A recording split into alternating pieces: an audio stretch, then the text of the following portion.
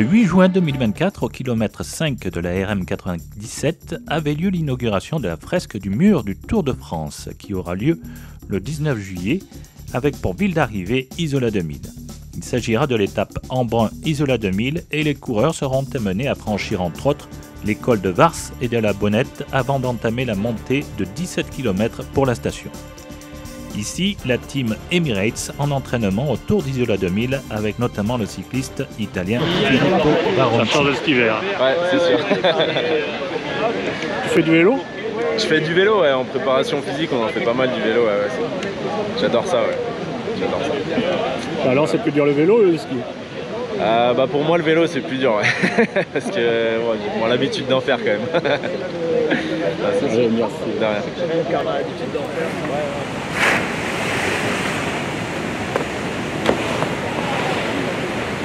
Attention Virginie.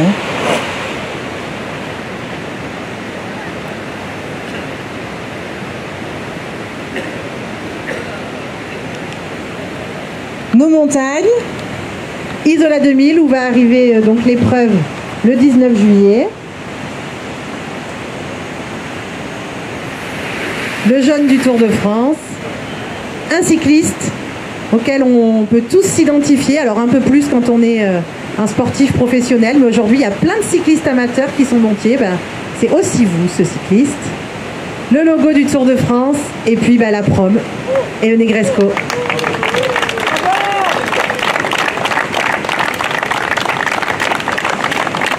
Ce mur, il a été imaginé et conçu par Yann Châtelain. Yann, c'est l'artiste qui a déjà fait le mur des champions en bas, sur lequel il y a nos médaillés olympiques.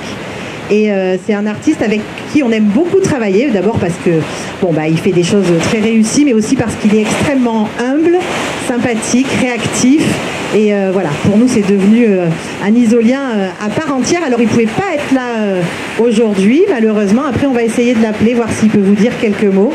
Mais en tout cas, je tiens vraiment à le remercier parce qu'il nous fait des choses très jolies, il nous envoie des projets. Il y a les élus qui viennent, qui donnent leur avis, qui disent on pourrait rajouter ça, on pourrait améliorer ça, et à chaque fois il nous écoute avec beaucoup d'humilité. Donc voilà, merci beaucoup à lui, et vous verrez, il nous a fait un petit time-lapse pour nous montrer comment il a réalisé ce mur. On le mettra en ligne sur nos réseaux, et c'est assez impressionnant. Il fait le dessin en gros sur une banderole papier, il fait un quadrillage, et après il vient ici, il reproduit le quadrillage sur le mur. Il a des amis qui viennent l'aider évidemment, qui sont beaucoup plus artistes que moi en tout cas, alors moins artistes que lui, mais qui sont quand même extrêmement forts, et ils peignent ensuite, ils reproduisent case par case. Voilà, c'est un vrai gros boulot. Je pense qu'on peut vraiment les applaudir super fort parce que ça a été un gros travail. C'est aussi un grand plaisir d'avoir le Tour à Isola 2000 cette année. Personnellement, je suis un grand fan de cyclisme, donc c'est vraiment une fierté de pouvoir avoir une arrivée mythique comme ça. Non, ça montre aussi que Isola c'est vraiment une terre de sport.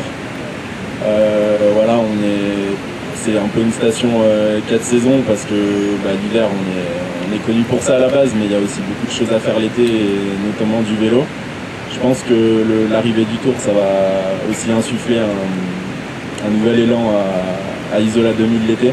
Et je pense que c'est une très bonne chose. Donc félicitations à tous les acteurs impliqués dans ça. Et puis j'ai hâte d'être à l'étape du Tour ici pour voir tout ça. Merci Théo et Christophe.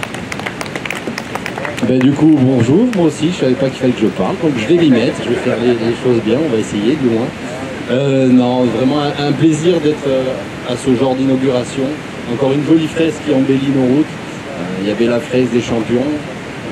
Est-ce qu'ils sont tous bien beaux? Je sais pas, mais je la trouve très jolie. C'est que des amis, donc bien sûr qu'ils sont beaux, bien sûr que c'est joli. La fresque du Tour de France, voilà. Donc une des courses les plus mythiques au monde, parce qu'on peut parler d'une course les plus mythique au monde.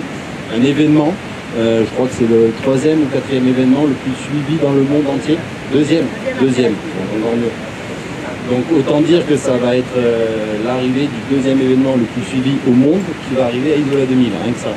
Donc une immense fierté. En plus de ça, le cyclisme, moi j'adore ça.